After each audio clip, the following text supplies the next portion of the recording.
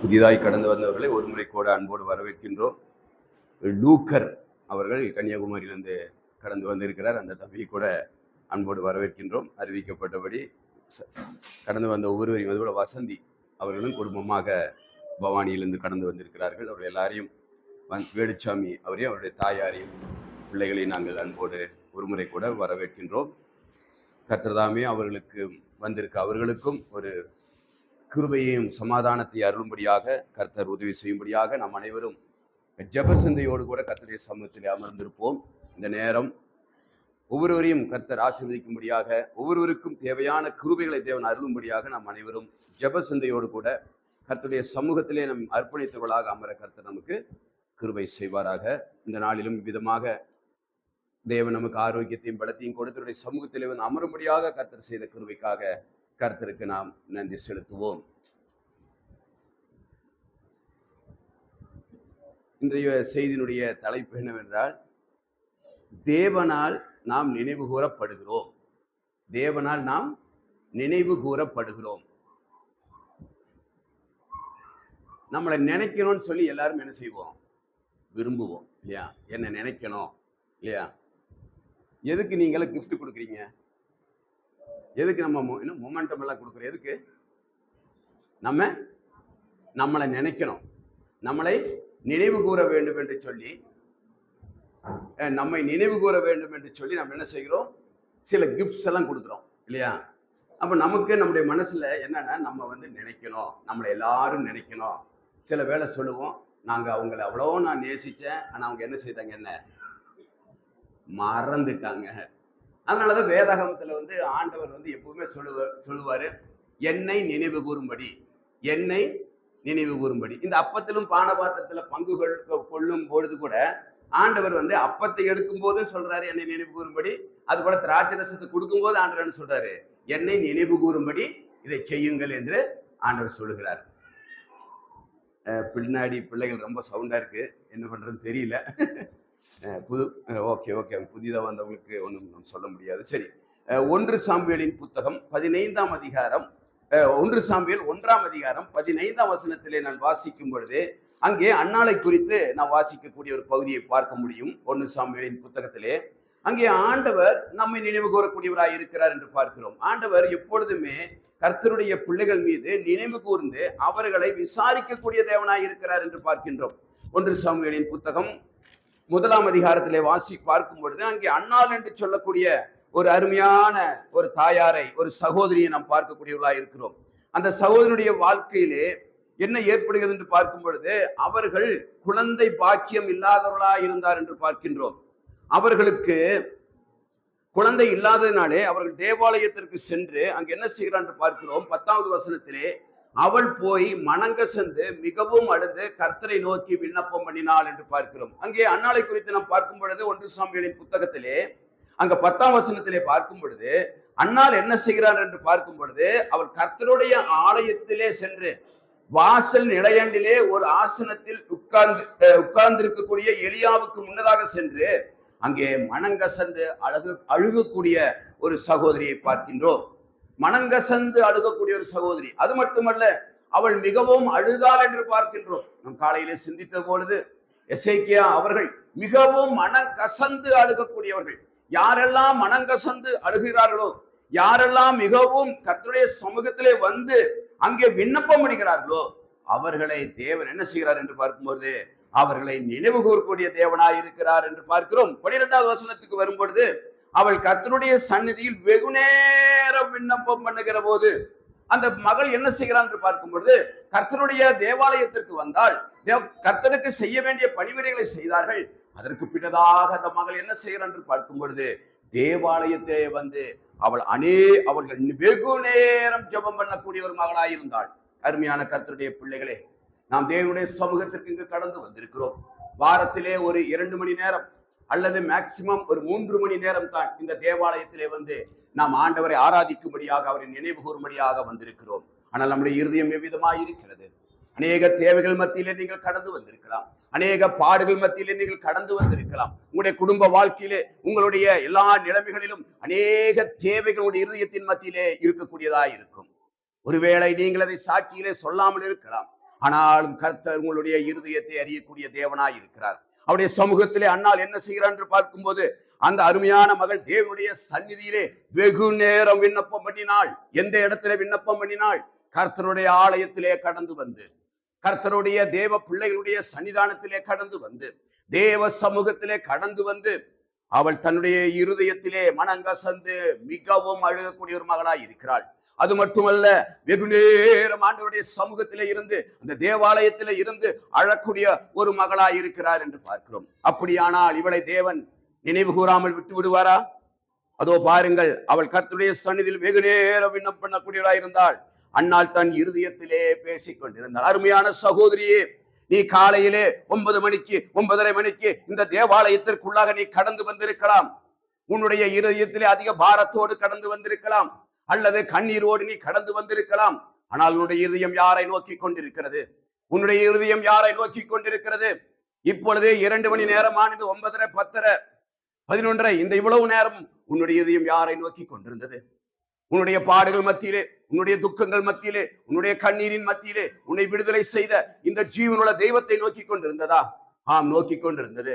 அன்னால் என்ன செய்தாள் என்று பார்க்கும் பொழுது, அவள் தன்னுடைய சமயம் முழுவதும் கர்த்தரை நோக்கி கொண்டிருந்தாள். கர்த்தரை நோக்கி ஜெபம் பண்ணி கொண்டிருந்தாள். அவள் தன்னுடைய இருதயத்திலே ஜெபம் பண்ணி கொண்டிருந்தாள். அவளுடைய இருதயத்தை தேவனுடைய சமூகத்திலே ஊற்றக்கூடியவளாய் இருந்தாள் என்று வேதம் சொல்லுகிறது. அருமையான கர்த்தருடைய பிள்ளைகளே, அருமையான சகோதரனே, சகோதரியே, இந்த தேவாலயத்திற்குள்ளாக நீங்கள் கடந்து வந்திருக்கிறீர்கள். நீங்கள் கடந்து வந்து இப்பொழுது 2 மணி நேரம் ஆகின்றது. இந்த 2 மணி நேரம் உடைய இருதயம் எங்கே இருந்தது? உங்களுடைய சிந்தனை எங்கே இருந்தது? உங்களுடைய இருதயம் யாரை பார்த்து கொண்டிருந்தது? உங்களுடைய இருதயம் அந்த ஜீவனுள்ள தெய்வத்தை நோக்கி இருந்ததல்லவா? அப்படியானால் அவ்விதமான நிலைமையில் இருக்குமானால், அங்கே பார்க்கிறோம், என்ன வாசிக்கிறோம் என்று பார்க்கும்போது 15ஆம் வசனத்திற்கு வரும்பொழுது, அதற்கு அன்னாள் பிரயோத்தனமாக, அப்படியல்ல என் ஆண்டவரே. ஒருவேளை நம்மை குறித்து பல விதத்திலே பேசலாம், நம்மை குறித்து பல விதத்திலே சொல்லலாம். நீங்கள் அதையெல்லாம் மனசுல வைக்காதீங்க. ஓ, என்னை குறித்து இப்படி சொல்லுகிறார்கள், என்னை குறித்து இப்படி பேசுகிறார்கள், என்னுடைய நிலைமைகளை விதமாய் சொல்லுகிறார்கள் என்று அன்னாள் அங்கே பார்க்கவில்லை. கர்த்தருடைய சமூகத்திலே வந்து அமர்ந்த போது அவள் எல்லாவற்றையும் மறந்தவளாக, எல்லாவற்றையும் விட்டு விட்டவளாக அவள் என்ன செய்கிறார் என்று பார்க்கும்போது, அவள் இருதயத்திலே அங்கே பேசிக்கொண்டு ஜெபம் செய்கிறார். அப்பொழுது அவளுடைய உதடுகள் மட்டும் அசைந்து கொண்டிருக்கிறது. ஒருவேளை நீங்கள் தேவாலயத்திலே வந்து கர்த்தருடைய சமூகத்தில் அமர்ந்திருக்கும் பொழுது, ஒருவேளை உங்களுடைய இருதயமானது அங்கே ஒருவேளை மௌனமாய் இருக்கக்கூடியதா இருக்கலாம். ஆனால் உங்களுடைய உதடுகள் மட்டும் அசைந்து கொண்டிருக்கிறது. உங்களுடைய இருதயம் தேவனை நோக்கி கொண்டிருக்கிறது. அந்த நேரத்திலே அங்க இருக்கக்கூடியவர் சொல்லுகிறார், அந்த ஊழியக்காரர் என்ன சொல்லுகிறார் என்று பார்க்கும் பொழுது, அன்னாள் பிரயோஜனமாக, அப்படி அல்ல, நீ எதுவரைக்கும் வெறித்திருப்பாய், உன் குடியை உன்னை விட்டு விளக்கு என்று அந்த ஊழியக்காரன் சொல்லுகிறார். எலியா அந்த ஊழியக்காரர் சொல்லுகிறதை பார்க்கிறோம். ஒருவேளை நம்மை குறித்து கூட, நம்முடைய வாழ்க்கையிலே ஆண்டவருடைய சமூகத்திலே கடந்து வரும்போது கூட, ஒருவேளை நம்மை குறித்து சில தவறான எண்ணத்தோடு கூட சொல்லக்கூடியவர்களாக இருக்கலாம். ஆனால் அங்கே பாருங்கள், அந்த ஊழியக்காரர் என்ன செய்தார் என்று பார்க்கும்போது, நீ என்ன குடித்திருக்கிறையா, நீ வெறித்திருக்கிறையா என்று சொல்லி அந்த கண்ணீரின் மகளுக்கு விரோதமாக சொல்லுகிற ஒரு செய்தியை பார்க்கிறோம். அப்பொழுது அன்னாள் சொல்லுகிறாள், என்ன சொல்லுகிறாள்? அவளுக்கு பிரயோஜனமாக, அப்படி அல்ல என் ஆண்டவரே. நான் இந்த தேவாலயத்திற்கு கடந்து வந்தது, நான் வெறுமனே கடந்து வரவில்லை, ஏதோ ஆராதனை செய்து போகும்படியாக கடந்து வரவில்லை. என்னுடைய இருதயத்தையே நான் இங்க என்ன செய்விட்டேன்? ஊற்றி விட்டேன். ஆண்டவரே, ஆண்டவரே, இந்த 2 மணி நேரம், இந்த 2.5 மணி நேரம் என் இருதயத்தை தேவாலயத்திலே கர்த்தருடைய சமூகத்திலே ஊற்றி விட்டேன் ஆண்டவரே என்று சொல்லி அருமையான மகள் சொல்லுகிறதை பார்க்கிறோம். என் ஆண்டவனே, நான் மனக்லேசமுள்ள ஸ்திரீ. அருமையான சகோதரியே, நீ ஒருவேளை இந்த தேவாலயத்திற்கு மனக்லேசத்தோடு கடந்து வந்திருக்கலாம், ஒருவேளை நீ துக்கத்தோடு கடந்து வந்திருக்கலாம், நீர் கண்ணீரோடு கடந்து வந்திருக்கலாம், மிகப்பெரிய பிரச்சனையோடு இந்த தேவாலயத்திற்குள்ளே கடந்து வந்திருப்பாய். தேவன் உன் இருதயத்தை பார்க்கிறார், தேவன் உன் இருதயத்தை பார்க்கிறார். நீ மனக்லேசம் உள்ள ஸ்திரீ. நான் திராட்சரசமாகிலும் மதுவாகிலும் குடிக்கவில்லை. என்னை பத்தி தப்பா நினைக்காதீங்க. நான் தேவாலயத்திற்கு கடந்து வந்திருக்கிறேன். என் இருதயத்தை ஆண்டவருடைய சமூகத்திலே ஊற்றும்படியாக நான் கடந்து வந்திருக்கிறேன். ஆண்டவருடைய சமூகத்திலே நான் ஊற்றுகிறேன். நான் கர்த்தருடைய சந்நிதியில் என் இருதயத்தை ஊற்றி விட்டேன். அவங்க இருதயம், அந்த இருதயம் இப்பொழுது கர்த்தருடைய சமூகத்திலே ஊற்றப்பட்டதாக சொல்றாங்க. அவ்வளவு மனக்லேசத்தோடு கூட, அவ்வளவு மனபாரத்தோடு கூட, அவ்வளவு வேதனையோடு கூட கடந்து வந்த அந்த சகோதரிக்கு, அந்த அன்னாளுக்கு தேவன் பதில் கொடுக்கக்கூடியவராய் இருக்கிறார். தேவன் பதில் கொடுக்கக்கூடியவராய் இருக்கிறார். நம்முடைய நேரமும் சமயம் கர்த்தருடைய சமூகத்திலே ஊற்றும் பொழுது, கர்த்தருடைய சமூகத்திலே கண்ணீரை ஊற்றும் பொழுது, நம்முடைய இருதயத்தை உடைத்து அதை அதை அதை இரத்தமாய் ஊற்றும் பொழுது, அங்கே என்ன கர்த்தர் என்ன செய்கிறார் பாருங்கள். கர்த்தருடைய சந்நிதியில் என் இருதயத்தை உடைத்து ஊற்றி விட்டேன் என்று சொல்லி 18ஆம் வசனத்திற்கு வரும்பொழுது பாருங்க, இந்த சகோதரிக்கு பதில் கிடைக்கிறது. 18ஆம் வசனத்திற்கு கடந்து வரும்பொழுது, அப்பொழுது அவள் உம்முடைய அடியாளாகிய உம்முடைய கண்களில் தயவு கிடைக்க கடவுது என்றாள். பின்பு அந்த ஸ்திரீ புறப்பட்டு போய் போஜனம் செய்தாள். அப்புறம் அவள் முகம் துக்க முகமாய் இருக்கவில்லை என்று பார்க்கிறோம். அதற்கு பின்னதாக அவருடைய இருதயமானது துக்கமுகமாய் இருக்கவில்லை என்று பார்க்கிறோம். கர்த்தரிடத்தில் கேட்ட என் விண்ணப்பத்தின்படி கர்த்தர் எனக்கு கட்டளையிட்டார் என்று கர்த்தர் ஆலயத்துக்கு அதற்கு பின்னதாக பார்க்கும் பொழுது கர்த்தர் என்ன செய்கிறார் என்று பார்க்கும்போது 20ஆம் வசனத்திலே, சில நாள் சென்ற பின்பு அன்னாள் கர்ப்பவதியாகி ஒரு குமாரனை பெற்று கர்த்தரிடத்தில் அவனை கேட்டேன் என்று சொல்லி அவனுக்கு சாமுவேல் என்று பெயரிட்டதை நம்ம அங்கு பார்க்கிறோம். கர்த்தர் தம்முடைய வார்த்தையை மாத்திரம் நினைத்தருளுவாக என்று சொல்லி கர்த்தரை துதிக்கக்கூடிய ஒரு நிலைமையை பார்க்கிறோம். இதோ என்னுடைய ஆண்டவன், கர்த்தருடைய ஆலயத்திற்கு போவேன், பிள்ளை இன்னும் குழந்தையாய் இருக்கிறது என்று சொல்லி அந்த குழந்தையை கர்த்தருக்கு அவர்கள் அர்ப்பணித்ததை அங்கே பார்க்க முடியும். இந்த வேத பகுதியிலே பார்க்கும் பொழுது கர்த்தர் ஜெபத்தை கேட்கக்கூடியவராய் இருக்கிறார். கர்த்தர் நம்மை நினைவு கூறக்கூடியவராய் இருக்கிறார். எப்பேற்பட்ட நிலைமை இருந்தாலும் கர்த்தர் அவளை நினைத்தருளினார் என்று வேதம் சொல்கிறது. அவளை நினைத்தருளினார். கரெக்ட். 19ஆம் வசனத்துல கடைசி வசனத்துல பாருங்க, கர்த்தர் அவளை நினைத்தருளினார். கர்த்தர் நம்ம நினைச்சிட்டு இருக்கிறார். கர்த்தருடைய சமூகத்திலே உடைய இதயத்தை ஊற்றும் பொழுது, கர்த்தருடைய சமூகத்திலே உடைய இதயத்தை உடைத்து ஊற்றும் பொழுது, நீங்கள் கர்த்தருடைய சமூகத்திலே கண்ணீரோடு ஜெபிக்கும் போது, ஒருவேளை உங்களுடைய வாயிலிருந்து சப்தத்தை நாங்கள் கேட்க முடியாது. ஆனால் உங்களுடைய உதடுகள் மட்டும் அசைந்து கொண்டிருக்கலாம். ஒருவேளை உதடுகள் அசையாமல் நீங்கள் ஜெபித்துக் கொண்டிருக்கலாம். அந்த வேளையிலே கர்த்தர் ஜெபத்தை கேட்கக்கூடிய தேவனாய் இருந்தார் என்று அவளை நினைத்தருளினார் என்று சொல்கிறோம். அடுத்த வருஷத்துல அவளுக்கு ஒரு அழகான ஆண் குழந்தையை தேவன் கொடுத்தார் என்று பார்க்கிறோம். ஒரு சாமுவேலை தேவன் கொடுத்தார் என்று பார்க்கிறோம். ஒரு முதல் தீர்க்கதரிசியை அவளிடத்திலே கர்த்தர் கொடுத்தார் என்று பார்க்கிறோம். அநேக வருஷங்களாக குழந்தை இல்லாத ஒரு மகளாய் இருந்தாள். 10 குழந்தைகள் அவர்களுக்கு முன்னதாக இருந்தது. ஆனால் இவளுக்கோ அன்னாளுக்கோ குழந்தை இல்லாமல், வெளிநாளுக்கு 10 பிள்ளைகள், 10 குமாரர்கள் இருந்தார்கள். கிட்டத்தட்ட பார்க்கும் பொழுது ஒரு குழந்தைக்கு 10 குழந்தை என்று நீங்கள் வைத்துக் கொள்வீர்களானால், ஒரு குழந்தைக்கு 2 வயசு அல்லது ஒரு குழந்தைக்கு 3 வயசு வைத்தாலே 10 குழந்தைக்கு எவ்வளவு வயசாயிருக்கும் பெற்றெடுக்கக்கூடிய அந்த காலகட்டங்கள். ஆனால் அதுவரைக்கும் அவள் பொறுமையாய் இருந்தாள். அவள் கண்ணீரோடு ஜெபித்தாள். தன் இருதயத்தை கர்த்தருடைய பாதத்திலே ஊற்றி விட்டாள். கர்த்தருடைய சபையிலே வந்து இருந்து அவள் அழுது ஜெபித்தாள்.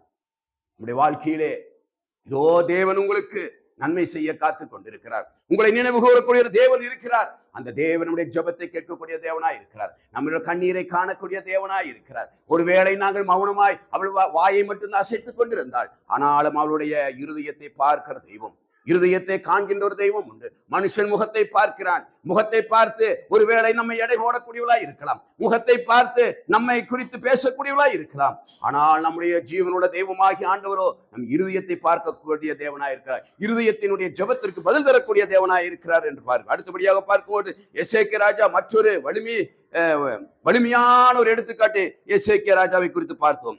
உமது மரணத்திற்கு ஆயத்தமாகும் என்று தேவன் அவனிடத்தில் சொன்ன போது எசேக்கியா ஊக்கமாய் ஜெபித்தார் என்று வேதத்துல வாசிக்கிறோம். காலையில சிந்தித்துக் கொண்டிருந்தோம். எசேக்கியா ராஜா மரணம் அடையக்கூடிய ஒரு நேரம் வந்து விட்டது.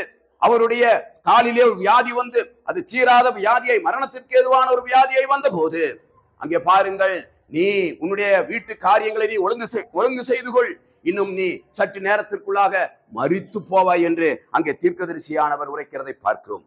அப்பொழுது என்ன ஏற்படுகிறது பாருங்க. மரண தருவாயிலே இப்பொழுது எசேக்கியா காலையிலே வாசித்தது போல ஒரு ஜெபத்தை ஆண்டவருடைய சமூகத்திலே ஏறெடுக்கிறார். எசேக்கியா 12ஆம் அதிகாரம் 28ஆம் வசனத்திலே வாசிக்கும் போது, எசேக்கியா 12:28 தேவனே உமது கிருபையால் என்னை நினைத்தருளும் என்று அங்கே ஜெபிக்கிற ஒரு ஜெபத்தை பார்க்கிறோம். ஆண்டவரே கிருபையால் என்னை நினைத்தருளும். அப்பா, நான் இன்னும் கொஞ்ச நாள் கூட வாழணும். ஆண்டவரே எனக்கு ஆயுசு நாளை கூட்டித்தாங்க அப்பா என்று சொல்லி அவர் தன்னை ஜெபிக்கக்கூடிய ஒரு ஜெபத்தை பார்க்கிறோம். கர்த்தாவே, நான் உமக்கு முன்பாக உண்மையும் மன உத்தமமாய் நடந்து உமது பார்வைக்கு நலமானதை செய்தேன் என்பதை நினைத்தருளும். ஒரு சின்ன ஒரு ஒரு ஒரு ஆண்டவருக்கு முன்னதாக அவர் செய்த சில காரியங்களை அங்கே சொல்லுகிறதை பார்க்கிறோம். கர்த்தாவே, கர்த்தாவே, நான் உமக்கு முன்பாக உண்மையாயிருந்தேன், மன உத்தமனாய் நடந்தேன், உமது பார்வைக்கு நலமானதை செய்தேன் என்பதை நினைத்தருளும் ஆண்டவரே என்று சொல்லி எசேக்கியா ராஜா அங்கே கண்ணீரோடு அழக்கூடிய ஒரு முதல்ல பார்த்தோம். ஒரு குழந்தை பாக்கியத்திற்காக ஒரு சகோதரியினுடைய ஜெபத்தை கேட்கிற தேவன். இப்பொழுதே ஒரு ராஜாவுடைய வாழ்க்கையை பார்க்கிறோம். ராஜா என்று சொன்னால் அந்த நாட்களிலே அந்த ராஜாவுக்கு வைத்தியம் செய்வதற்கென்றே பல நூற்றுக்கணக்கான வைத்தியர்கள் இருப்பார்கள். நூற்றுக்கணக்கான அந்த வைத்தியத்திற்கு தேவையான மருந்து செய்யக்கூடியவர்கள் இருப்பார்கள். ராஜ மருத்துவர்கள் இருப்பார்கள். ஆனாலும் அவருடைய வியாதி மாறவில்லை. இப்பொழுது அந்த எசேக்கியா ராஜா வியாதியின் மத்தியிலே ஒரு ராஜாதி ராஜா, ஒரு மிகவும் வல்லமையுள்ள அந்த ராஜா எசேக்கியா ராஜா தன்னுடைய வியாதிக்காய் ஜெபிக்கிறார். அருமையான ஆண்டவர், ஜெபத்தை கேட்கக்கூடிய ஆண்டவர். எசேக்கியா 12:28 வாசிக்கும் போது, தேவன் உமது தேவனுடைய கிருபையினாலே, தேவனுடைய கிருபையினாலே, தேவனே உம்முடைய கிருபை பெரியது, அந்த கிருபையினாலே 15 ஆண்டு காலம் அங்கே எசேக்கியாவுக்கு தேவன் கூட்டி கொடுத்தார் என்று பார்க்கிறோம். நம்முடைய ஆண்டவர் எவ்வளவு நல்ல ஆண்டவராய் இருக்கிறார். என்ன கேட்டாலும் தரக்கூடிய ஒரு ஆண்டவர் இன்றைக்கு இருக்கிறார் என்பதை அது ஒரு சாட்சியாய் இருக்கிறது. எசேக்கியாவுடைய வாழ்க்கையிலே மரண தருவாயில் இருந்த எசேக்கியாவுக்கு 15 ஆண்டு காலத்தை ஆண்டவர் கூட்டி கொடுத்தார். நம்முடைய வாழ்க்கையில என்ன காரியமா இருந்தாலும் சரி, ஒருவேளை வியாதி நிமித்தமாக போராடி கொண்டிருக்கிறோமா, அல்லது எந்த சூழ்நிலையில இருந்தாலும் அவருடைய சமூகத்திலே ஜெபிக்கும் போது, கண்ணீரோடு ஜெபிக்கும் போது, ஒரு இருதயத்தை அவருடைய பாதத்திலே ஊற்றி ஜெபிக்கும் போது, மனக்லேசமோடு ஜெபிக்கும் போது தேவன் ஜெபத்தை கேட்கிறார் என்று பார்க்கிறோம். அந்த ஜெபம் கேட்கப்பட்டது என்று உங்களுடைய இருதயத்திலே ஆண்டவர் பேசக்கூடியவராய் இருக்கிறார். அப்பொழுது நீங்கள் துக்கமுகமாய் இருக்க மாட்டீர்கள். தேவன் அதை செய்யக்கூடியவராய். நெக்ஸ்ட் இயர் அவருக்கு ஒரு அழகான சாமியலை கொடுத்தது போல இப்பொழுது பார்க்கிறோம், வியாதியால் நீ இறந்து போவா என்று தீர்க்கதரிசனம் உரைக்கப்பட்ட போதிலும் எசேக்கியா ராஜாவுடைய வாழ்க்கையிலே 15 ஆண்டு காலத்தை ஆண்டவர் கூட்டி கொடுக்கக்கூடிய ஆண்டவராய் இருக்கிறார். ஜெபத்தை கேட்கக்கூடிய ஆண்டவர், நம்மை நினைக்கிற ஆண்டவர். நம்முடைய வாழ்க்கையில என்ன வேண்டும் என்று ஒருவேளை உன் கணவனுக்கு தெரியாது, உன் மனைவிக்கு தெரியாது, உன் பிள்ளைகளுக்கு தெரியாது, உன்னுடைய அயலகரத்தாருக்கு தெரியாது, ஒருவேளை சபை விசுவாசிகளுக்கு கூட தெரியாது. ஆனால் நம்முடைய இருதயத்தின் ஆழத்தில் இருக்கக்கூடிய ஒவ்வொரு காரியங்களையும், உங்களுடைய ஒவ்வொரு விண்ணப்பங்களையும், ஒவ்வொரு தேவைகளையும் காணக்கூடிய ஒரு தேவாதி தேவன், ஒரு ராஜாதி ராஜா, ஒரு கர்த்தாதி கர்த்தர் அவர் நம்மத்திலே இருக்கிறார். நம்மத்திலே நின்று கொண்டிருக்கிறார். நம்மத்திலே வாசம் செய்யக்கூடிய தேவனாய் இருக்கிறார். அவருக்கு ஸ்துதி ஸ்தோத்திரங்களை நீங்கள் இருதயத்திலிருந்து காலையிலிருந்து இவ்வளவு நேரம் ஏறெடுத்துக் கொண்டிருந்தீர்கள். அந்த ஸ்துதி ஸ்தோத்திரங்கள் அவர் பார்த்து கொண்டிருக்கிறார். துதிகளின் மத்தியில் வாசம் செய்யக்கூடிய தெய்வம். நீங்கள் காலையில எவ்வளவு ஸ்தோத்திரம் சொன்னீர்கள், எவ்வளவு அல்லேலூயா சொன்னீர்கள், எத்தனை நன்றி சொன்னீர்கள் என்று அங்கே ரிஜிஸ்டர் செய்யப்பட்டிருக்கும். அந்த ஸ்துதி ஸ்தோத்திரம் எல்லாம் சுகந்த வாசனையாக பரலோகத்திலே ஏறெடுக்கப்பட்டு கர்த்தர் உங்களை நினைவு கூறக்கூடிய தேவனாய் இருக்கிறார் என்று பார்க்கிறோம். கர்த்தர் நம்மை நோக்கி பார்க்கக்கூடிய தேவனாய், எனது சூழ்நிலையை கவனிக்கும் என்று அங்கே கதறின நாட்கள் உண்டு. அநேக முறை நம்ம ஜெபித்திருப்போம், ஆண்டவரே இவ்வளவு நாளா இந்த வியாதி மாறலையே, ஆண்டவரே ஆண்டவரே இவ்வளவு நாளா எனக்கு ஒரு குழந்தை பிறக்கவில்லையே, ஆண்டவரே இவ்வளவு நாளா என்னுடைய வாழ்க்கையில ஒரு முன்னேற்றம் இல்லையே ஆண்டவரே என்று சொல்லி நாம் அநேக முறை ஜெபித்த ஜெபத்தை கேட்டு நினைவு கூறுகிற ஒரு தெய்வம் நமக்கு இருக்கிறார். அப்படியானால் இந்த நினைவு கூற தெய்வத்திற்கு நாம் என்ன செய்ய வேண்டும், நாம் என்ன நினைவு கூற வேண்டும் என்பதைத்தான் இன்றைய நம்முடைய செய்தியா இருக்கிறது. இன்றைக்கு பார்ப்போம். ஆதியாகம புத்தகத்திலே வாசிக்கும் போது 77ஆம் சங்கீதம் 77:11-12 வாசிக்கும் போது கர்த்தருடைய செய்கைகளை அதிசயங்களையும் நினைவு கூறுங்கள். சங்கீதம் 77:11-12. சரி, ஓகே, வாசிக்கிறீங்களா? கர்த்தருடைய செய்கைகளையும் அதிசயங்களையும் நினைவு கூற வேண்டும் என்று அங்கே கர்த்தர் விரும்புகிறார். கர்த்தர் நம்மை நினைவு கூறுகிறார். கர்த்தர் நம்மை நினைவு கூர்ந்து நம்முடைய தேவைகளை சந்திக்கிறார். கர்த்தர் நினைவு கூர்ந்து நம்முடைய ஜெபத்தை கேட்கிறார். கர்த்தர் நம்மை நினைவு கூர்ந்து நம்முடைய அனைத்து காரியங்களிலும் அவர் செயல்படக்கூடிய நினைவு கூறக்கூடிய தெய்வமாய் இருக்கிறார். இங்கே பார்க்கும் பொழுது அவருடைய அதிசயங்களை நாம் நினைவு கூற வேண்டும் என்று வேதம் சொல்கிறது. கர்த்தருடைய அதிசயம் நம்முடைய வாழ்க்கையிலே, என்னுடைய வாழ்க்கையிலே கடந்த 60 ஆண்டுகளுக்கு மேலாக என்னுடைய ஆண்டவர் செய்த அதிசயங்கள், அவர் செய்த அற்புதங்கள், அவர் செய்த ரட்சிப்பு, அவர் தந்த நம்பிக்கையை நாம் என்ன செய்ய வேண்டும் என்றால் நினைவு கூற வேண்டும் என்று கர்த்தர் சொல்லுகிறார். அருமையான கர்த்தருடைய பிள்ளைகளே, ஒவ்வொரு வாரமும் காலையிலே இந்த மேஜிக் முன்பாக நம்ம வருகிறோம். எவ்வளவு அற்புதமான சாக்கியத்தை பெற்ற ஒரு உபதேசமாய் இருக்கிறது. உலகத்திலே எத்தனையோ பேருக்கு இல்ல உபதேசம். ஓ, சிலர் மாதந்தோறும், சிலர் 6 மாதத்திற்கு ஒரு முறை, சிலர் வருடத்திற்கு ஒரு முறை, சிலர் கல்யாண சமயத்திலே, ஒருவேளை மரண தருவாயிலே மட்டும் இதோ இந்த அப்பத்திலும் பானபாத்திலும் பங்கு கொடுக்கக்கூடிய உலகத்திலே சபை உபதேசத்தின் மத்தியிலே வாரந்தோறும் நம்முடைய ஆண்டவரை துதித்து பாடி ஆராதிக்கக்கூடிய சிலாக்கியத்தை தந்த சபை உலகத்துல வேற சபை இல்லை. அந்த சபையிலே நம்மை ஆண்டவர் அங்கத்தினராய் ஆக்கி அவருடைய பரிசுத்த சபையிலே நம்ம அவரோடு கூட ஆராதிக்கும்படியாக தேவன் செய்த கிருபைக்காக அவருக்கு ஸ்தோத்திரம் செய்வோம். கர்த்தருடைய செய்கைகளையும் அதிசயங்களையும் நாம் ஒவ்வொரு நாளும் நினைக்கிறோம். கர்த்தர் நமக்கு செய்தவைகளை நம்ம எப்பவுமே ஆண்டவர் செய்ததை மறக்கக்கூடிய இந்த மறதியின் உலகத்திலே வாழ்வதனாலே நமக்கு மறதி உண்டு. அநேக நன்மைகளை மறந்து விட்டோம், அநேக கிருபைகளை மறந்து விட்டோம். ஆனால் ஆண்டவர் செய்கிறார், என்னுடைய அதிசயங்களை, நான் உனக்கு செய்த நன்மைகளை, உனக்கு செய்த கிருபைகளை, உனக்கு செய்த ரட்சிப்பின் சந்தோஷத்தை நினைவு கூற வேண்டும் என்று சொல்லுகிறார். யோசுவாவினுடைய புத்தகம் 4ஆம் அதிகாரத்திற்கு கடந்து வரும் பொழுது, சமயம் இல்லாத நாளை விரைவாய் நான் கடந்து செல்கிறேன். யோசுவாவின் புத்தகம் 4ஆம் அதிகாரத்திலே வரும்போது, இஸ்ரவேல் மக்கள் இதோ இப்பொழுது யோர்தான் நதியிலே வந்து நிற்கிறார்கள். அந்த யோர்தான் நதியானது கரை புரண்டோடக்கூடிய ஒரு காலகட்டமாய் இருக்கிறது. இப்பொழுது இந்த யோர்தான் நதியை கடந்து அவர்கள் அந்த நம்முடைய கானான் தேசத்திற்கு போக வேண்டிய ஒரு காலகட்டத்திற்கு வந்து விட்டார்கள் என்று பார்க்கிறோம். யோசுவாவின் புத்தகத்திலே இந்த 4ஆம் அதிகாரத்தை வாசிக்கும் போது அங்கே ஆண்டவர் ஒரு அற்புதத்தை செய்கிறார். அவருடைய வாழ்க்கையிலே, இஸ்ரவேல் மக்களுடைய வாழ்க்கையிலே ஒவ்வொரு நாளும் கண்ணீரும் துக்கமும் வேதனையும் இதோ படை துரத்தி வருகிறது. எகிப்தியர்கள் அவர்களை கொலை செய்யும்படியாக, பிடிக்கும்படியாக ஓடி வருகிறார்கள். ஆண்டவரே, நாங்கள் என்ன செய்வோம் என்று செங்கடலுக்கு முன்பாக நின்று கொண்டிருக்கிறார்கள். அற்புதத்தின் தேவன், அதிசயத்தின் தேவன், கிருபையின் தேவன் என்ன செய்கிறார்? செங்கடலை 2ஆக பிளந்து அவர்களை நடக்க செய்கிறார்.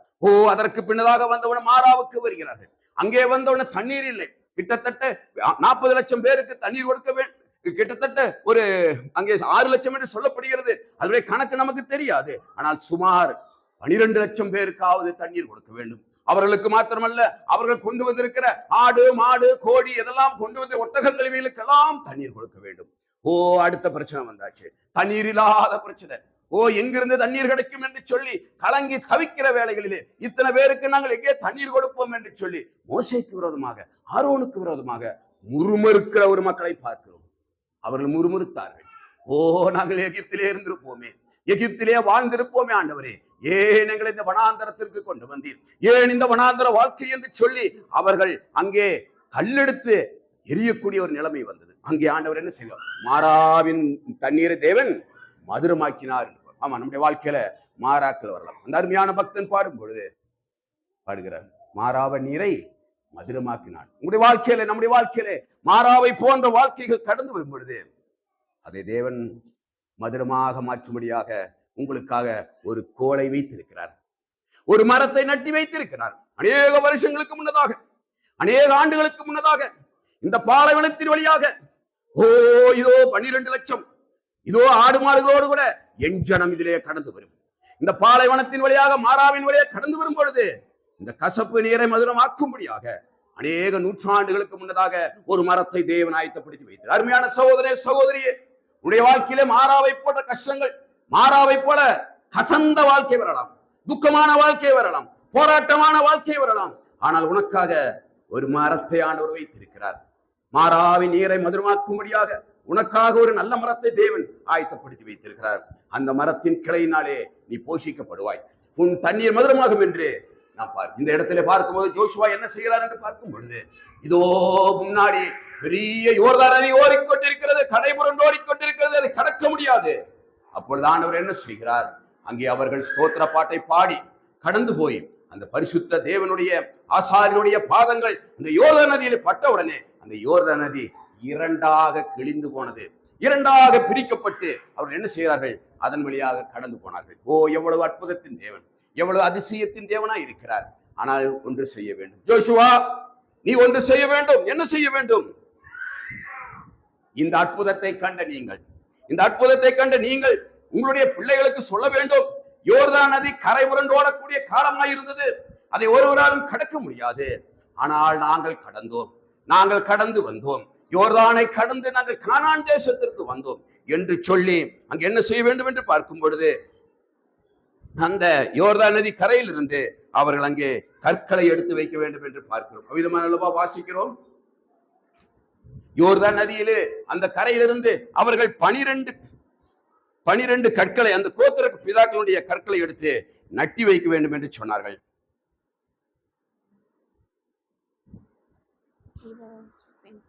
அவர்கள் என்ன செய்கிறார் என்று பார்க்கும் பொழுது அங்கே அவர்கள் கர்த்தருடைய அந்த கற்களை 12 கற்களை எடுத்து யோர்தான் நதிக்கரையிலே நட்டி வைக்கிறார்கள்.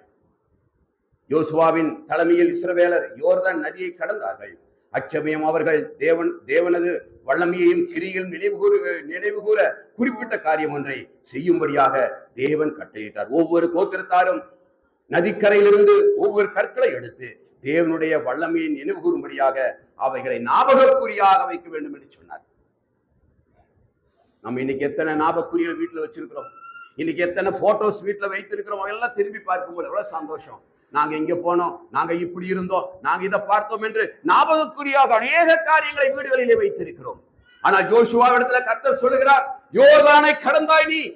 இதோ கோத்திரங்கள் பிள்ளைகள் கேட்கும், ஏன் இந்த கற்கள் இங்கே இருக்கிறது என்று கேட்டால், ஒரு நாளிலே என்னுடைய ஆண்டவர் அற்புதம் செய்தார். ஒரு நாளிலே என் ஆண்டவர் அதிசயம் செய்தார்.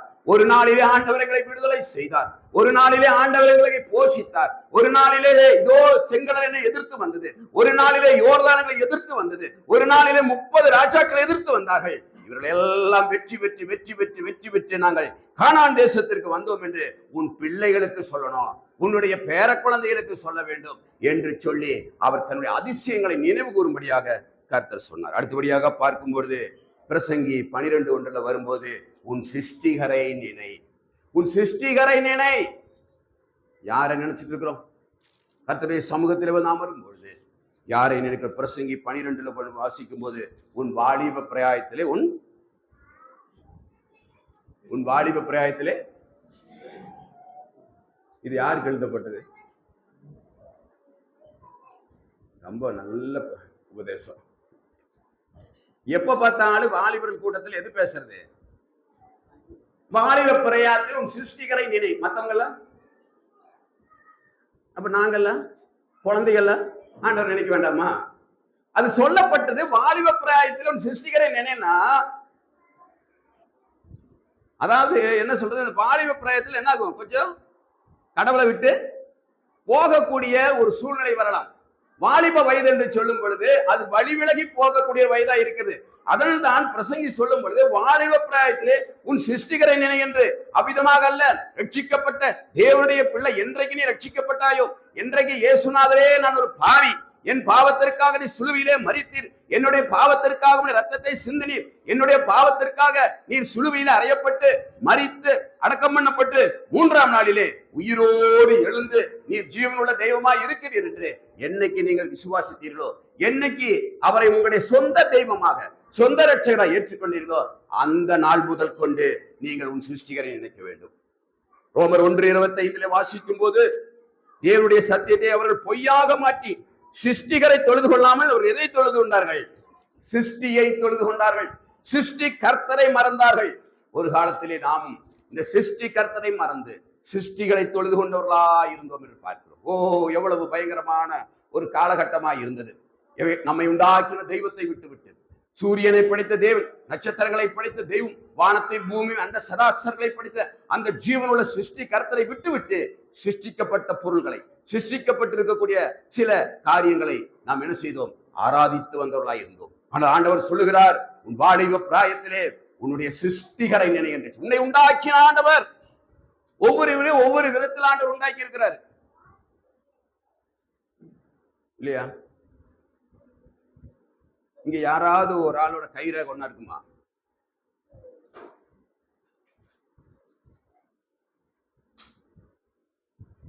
முகம் ஒரே மாதிரி இருக்கா?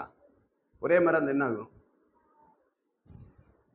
எல்லாமே ஆண்டவர் சிருஷ்டிப்பு, அது வேறுபட்டதா இருக்கு. உலகத்துல இருக்கக்கூடிய கோடி மக்களுடைய எல்லாம் மாறும்படியாக நம்மை சிருஷ்டித்திருக்கிறார். ஆண்டவருக்கு காலையில் எந்திரிச்சோன்னே நாங்க நன்றி சொல்லணும் இல்லையா? காலையில் எந்திரிச்சோன்னே நன்றி சொல்லணும். ஆண்டவரே, நான் இன்றைக்கு ஜீவனோடு எழுந்திருக்க எனக்கு கிருபை செய்தீங்க.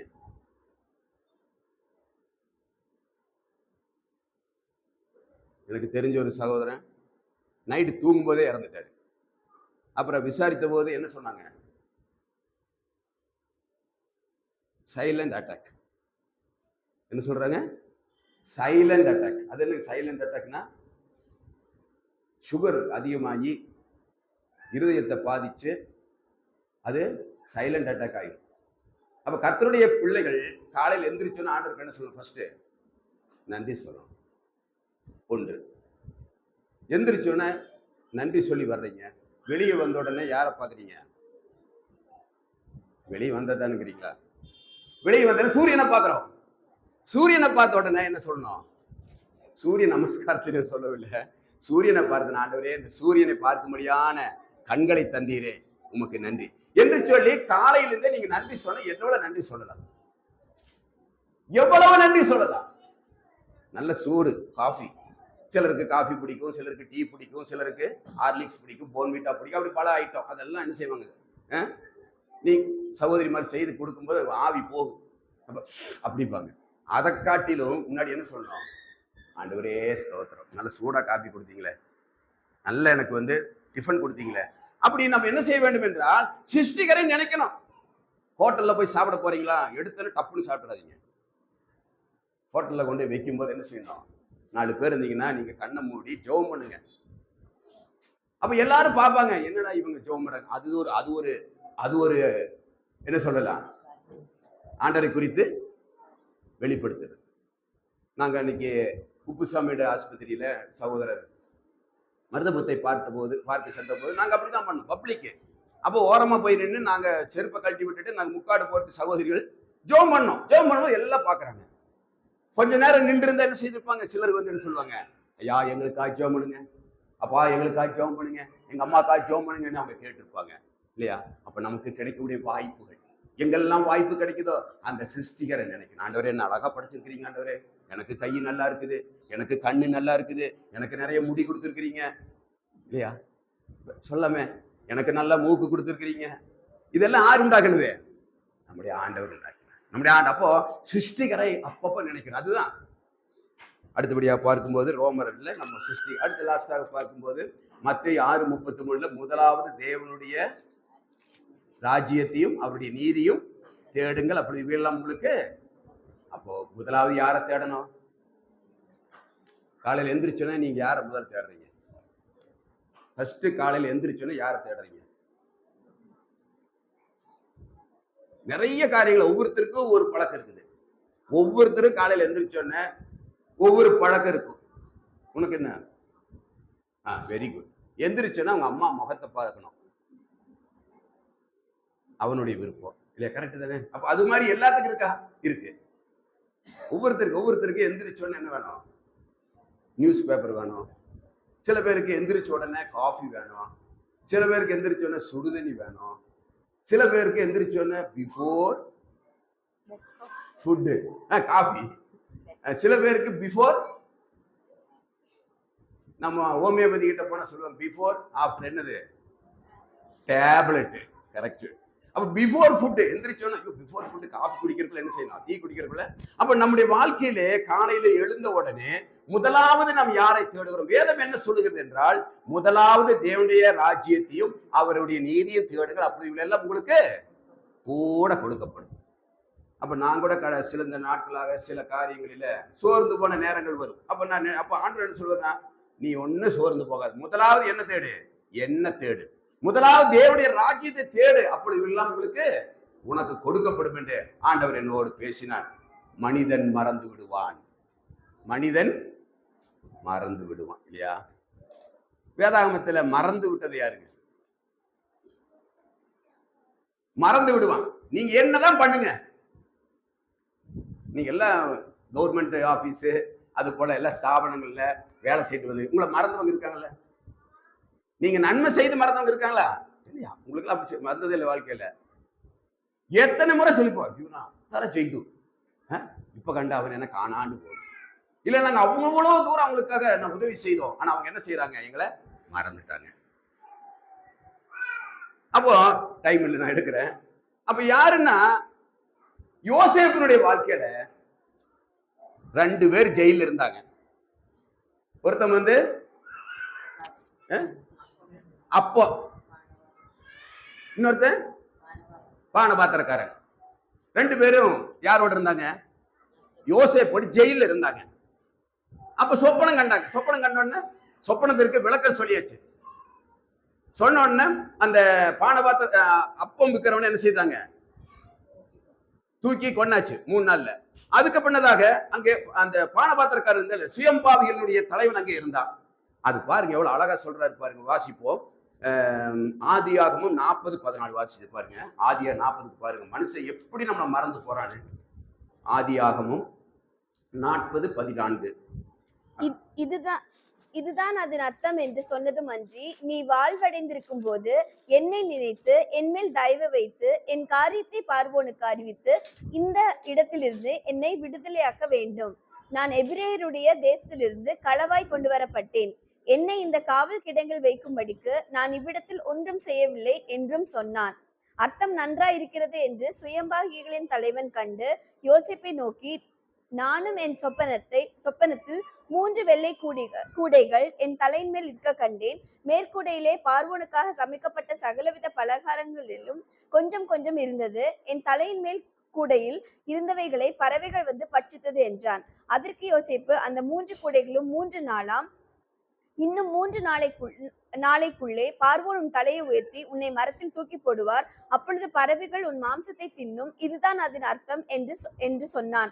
3ஆம் நாள் பார்வோனுடைய ஜென்ம நாளாயிருந்தது. 23ஆம் வசனத்தை வாசிங்க. ஆனாலும் பானபாத்திரக்காரரின் தலைவன் யோசேப்பை நினையாமல் அவனை மறந்து விட்டான். இதுதான் நடக்கும். அந்த ஜெயில என்ன சொல்றாங்க, அந்த ஜெயில போறக்கு எந்த விதமான குற்றமும் உண்மையாக செய்யவில்லை யோசேப்பு. ஆனால் ஜெயிலுக்கு போறாரு. ஜெயில போய் ரொம்ப கஷ்டப்படுறாரு. ஒருவேளை என்னதான் இருந்தாலும் அந்த ஜெயில கஷ்டங்கள், பாடுகளையும் வேதனைகளையும் அருமையான அந்த வாலிப மகன் யோசேப்பு சகிக்கக்கூடியவனாக இருக்கிறார்.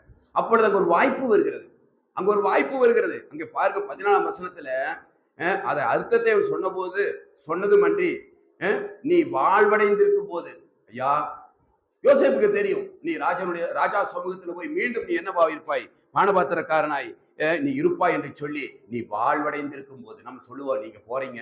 எங்ககிட்ட கூட ஒருத்தர் சொன்னாங்க, நீங்க நான் ஒரு வாலிப பையனா இருக்கும்போது இந்த ரெஃப்ரிஜரேஷன் இதெல்லாம் படிச்சு முடிச்ச உடனே நான் ரொம்ப ஆசைப்பட்டேன். எங்க போறதுக்கு ஆசைப்படுவோம். அந்த நாட்கள்ல கல்ஃப் கண்ட்ரிக்கு போறதுக்கு ஆசைப்பட்டோம். என்னுடைய வாலிப பாயத்தில் சொல்றேன். நான் ஒரு முடிச்சு ஐடி எல்லாம் முடிச்சு போறதுக்கு ரொம்ப ஆசைப்பட்டேன். அப்ப எனக்கு தெரிஞ்சவங்க எல்லாம் போய் சொன்னேன். கேரளாவில் போய் எங்க மாமாவுடைய ரிலேஷன்ஷிப் என்ன சொன்னேன், என்னையும் கொஞ்சம் கொண்டு போங்க. அவங்கெல்லாம் அன்னைக்கு கொண்டு போக மாட்டாங்க. ஏன் கொண்டு போக மாட்டாங்க? அவங்க நம்ம உயர்ந்துருவோம், கொண்டு போகல. நிறைய பாஸ்போர்ட் இருந்தது, பாஸ்போர்ட் எடுத்து வச்சிருந்தேன். அப்பவே 30 ஆண்டுகளுக்கு முன்னதாக பாஸ்போர்ட் இருந்தது. அவர்கள் எல்லாம் மறந்து போனார்கள். யோசேப்பு சொல்றாரு, ஐயா நான் ஜெயில வேதனைப்படுறேன், நான் துக்கமா இருக்கிறேன். நீ ஒரு நாளே வாழ்வடைவாய். நீங்க நல்லா இருப்பீங்க, நீங்க நல்ல செல்வ செழிப்போடு வாழுவீங்க. அந்த நாளில என்ன நினைச்சிருங்கப்பா என்று சொல்லி அங்க பாருங்க, என்னை நினைத்து என் மேல் தயவு வையி, என் மேல கொஞ்சம் இறக்கமையப்பா. ஜெயில நம்ம 3 பேர் ஒன்னா இருந்தோம். ஒருத்தர் இன்னும் கொஞ்ச நேரத்துல அவன் செத்து போயிடுவான். ஆனா நீ உயிரோடு இருப்பாய், நீ வாழ்வடைவாய். நீ என் மேல் தயவு வைத்து என் காரியத்தை பார்வோனுக்கு அறிவித்து இந்த இடத்தில் என்னை விடுதலையாக்கு.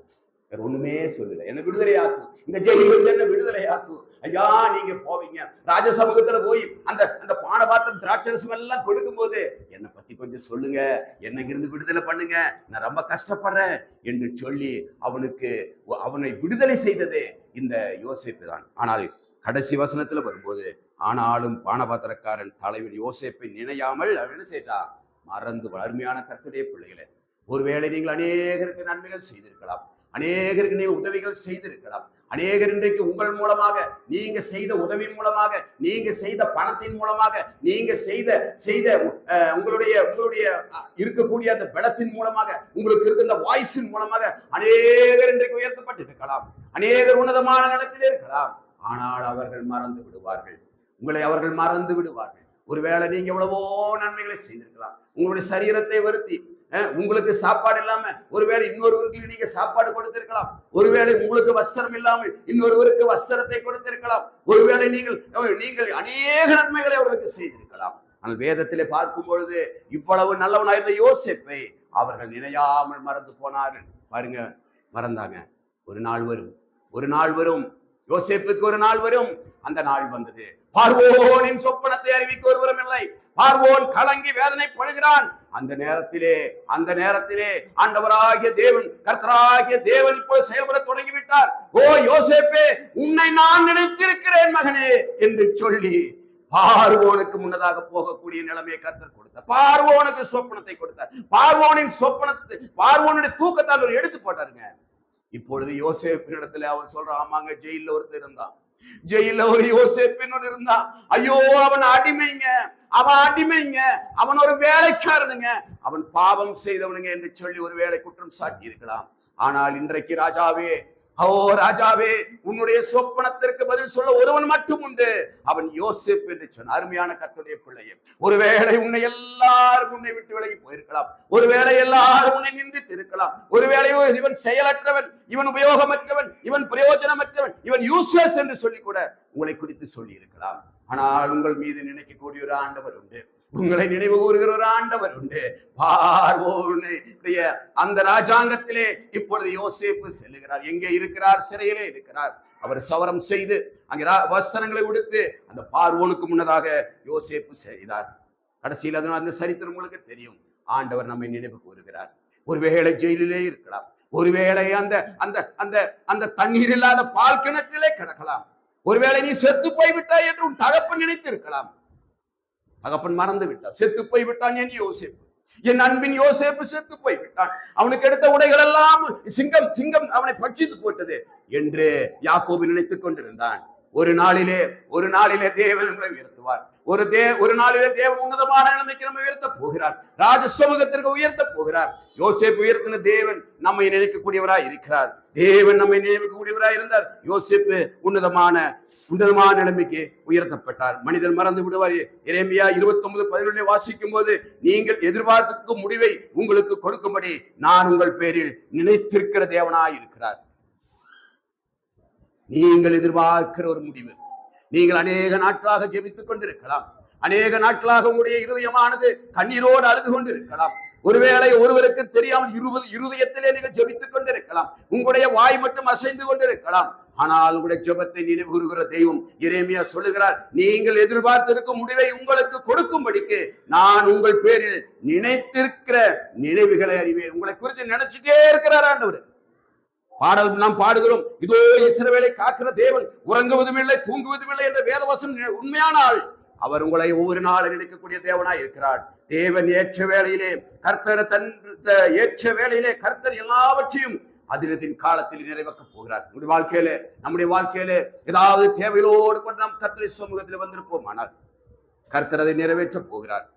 அது கர்த்தர் செய்ய போகிறார். அதினதின் காலத்தில், அதினதின் சமயத்திலே மிகவும் நேர்த்தியாய் வல்லமையாய் செய்யக்கூடிய தேவன் இருக்கிறார் என்று பிரசங்கி 3:11 வாசிக்கிறோம். உங்கள் தேவைகளை கொடுப்பவரை நினைவுங்கள். நம்முடைய தேவைகளை கொடுக்கிற தேவன். நம்முடைய நேரம் கடந்து போய்விட்டது. உங்களுடைய தேவை உபாகம் 8:17-18 வாசிக்கும் போது அங்கே நம்முடைய தேவைகள், நம்முடைய திறமைகள், நம்முடைய பலன், நம்முடைய செல்வம், நம்முடைய சுகம், நமக்கு அருள வேண்டிய எல்லா காரியத்தையும் கொடுக்கக்கூடிய தேவனாய் இருக்கிறார்.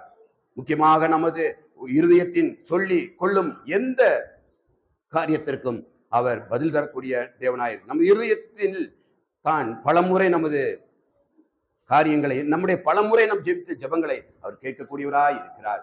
எந்த சூழ்நிலைமையிலும் நமது தேவன் எல்லாம் நிறைவாக்குவதற்கு அவர் தேவனாக இருக்கிறார் என்பதை அறிவோம். 2 மீன் 5 அப்பத்தை 5000க்கு போஷித்தான் இயேசு கிறிஸ்து இன்றைக்கும் ஜீவிக்கிற தேவனாய் இருக்கிறார். எந்த சூழ்நிலைமையிலே, எந்த நிலைமையிலே இருந்தோம், ஆனால் அவைகளை நிறைவேற்றக்கூடிய தேவனாய் இருக்கிறார். அம்மா சொல்றாங்க, ஆண்டவர் தீர்க்கதரிசி, ஐயா எங்க வீட்டுல ஒண்ணும் இல்லப்பா, எங்க வீட்டுல கொஞ்சம் என்னதான் இருக்குது, நான் என்ன செய்வேன், என் பிள்ளைங்க 2 பேர் இருக்காங்க, அவங்கள கடன்காரன் வந்து பிடிக்க வந்திருக்கிறான், நான் என்ன செய்வேன் என்று கலங்கி தவிக்கிற வேலையிலே அவங்க சொல்றாங்க, அந்த அம்மா, ஐயா எங்க வீட்டுல கொஞ்சம் எண்ணெய் இருக்கு, அம்மா அதை கொண்டு வாமா, அந்த கொஞ்சம் எண்ணெய் நீ கொண்டு வா. அதை அந்த ஊழியர் ஜெபித்து அவர் கொடுத்த போது அவர்களுடைய எண்ணெய் அந்த வீட்டிலிருந்து எல்லா பாத்திரங்களையும் நிரப்பினது. சகோதரனே சகோதரியே, கர்த்தருடைய சமூகத்திலே கொடுக்கும் பொழுது முதலாவது நம்முடைய வீடு நிறைகிறது, 2வதாக பக்கத்து வீட்டுல போய் பாத்திரங்களை வாங்கிட்டு வாங்க, இன்னும் நிறைய வந்து கொண்டே இருக்கிறது என்று சொல்லி பக்கத்து வீட்டிலும் போய் அயலகத்தார் வீட்டிலே போய் அந்த பாத்திரங்களை வாங்கி அதில் எண்ணெய் ஊற்றி விற்று அந்த மாவு 2 பிள்ளைகளும் கடன்களை தீர்த்து அவர்கள் வாழ்ந்தார்கள் என்று வேதம் சொல்லுகிறது. இவ்வளவு அருமையான ஆண்டவர், அற்புதத்தின் ஆண்டவர், அதிசயத்தின் ஆண்டு இன்றைக்கு ஜீவிக்கிறோம். நம்முடைய வாழ்க்கையில எல்லா சூழ்நிலைகளிலும் நம்மை நினைவு கூற ஒரு தெய்வம் உண்டு. எப்பேற்பட்ட பிரச்சனையும் அவருக்கு லேசான பக்தன் பாடினானே, லேசான காரியம், எல்லாம் லேசான காரியம் என்று பக்தன் பாடினது போல ஆண்டவருடைய சமூகத்திலே லேசான காரியம். ஓய்வு நாளை மறந்து விடாதீர்கள், நினைவு கூறுங்கள். அதுபோல தேவன் சொல்லுகிறார், இயேசு தன்னிடத்தில் சொன்ன வசனத்தை நினைவு கூர்ந்து மனங்கசந்து அழுதார். லோத்தின் மனைவியை நினைத்துக் கொள்ளுங்கள், நடத்தினவர்களை நினைத்துக் கொள்ளுங்கள்.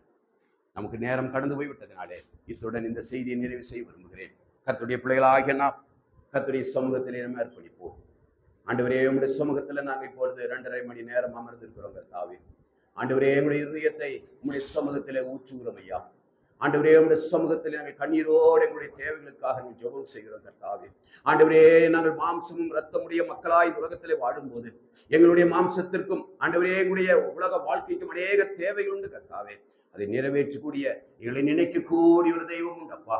ஒருவேளை ஆண்டவரே கடந்த நாட்களிலே அவைகள் எங்களுக்கு கிடைக்காமல் இருக்கலாம். இன்றைக்கு நாங்கள் மனதுருகி ஜெபிக்கும் போது, ஆண்டவரே கண்ணீரோடு ஜெபிக்கும் போது, இருதயத்தை ஊற்றி நாங்கள் ஜெபிக்கும் போது எங்கள் ஜெபத்தை கேட்கக்கூடிய ஒரு ஆண்டவர் உண்டு.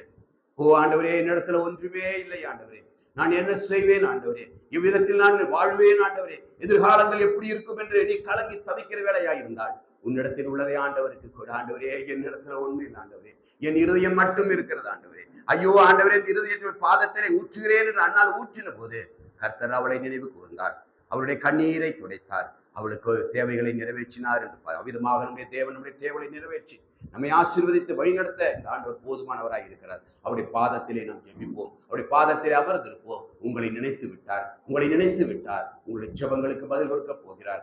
அவர் நல்லவரும் வல்லவரும் போதுமானவராய் இருக்கிறார். அவரிடத்தில் ஒன்றுக்கு குறைவில்லை. அவர் எல்லாவற்றையும் செய்ய வல்லமையுள்ள மகத்துவமுள்ள தேவனாய் இருக்கிறார். அவர் தாமே நம்முடைய சபையை ஆசீர்வதிப்பாராக. அநேக தேவைகள் மத்தியில் இருக்கக்கூடிய பிள்ளைகள் கடந்து வந்திருக்கிறீர்கள். அநேக தேவைகள் உண்டு என்பதை நான் அறிகிறேன். அவர் எல்லாவற்றையும் நிறைவேற்ற அவர் போதுமானவராய் இருக்கிறார். அநேக பிள்ளைகள் வீடு வாசலுக்காக ஜெபித்துக் கொண்டிருக்கிறார்கள். கர்த்தர் ஏற்று வேலையை தருவார். இன்னும் பண நெருக்கடியிலே வேதனைப்படக்கூடிய பிள்ளைகள் உண்டு. கடன் பிரச்சனையிலே வேதனைப்படக்கூடிய பிள்ளைகள் உண்டு. வேலை வாய்ப்புக்காக காத்திருக்கக்கூடிய பிள்ளைகள் உண்டு.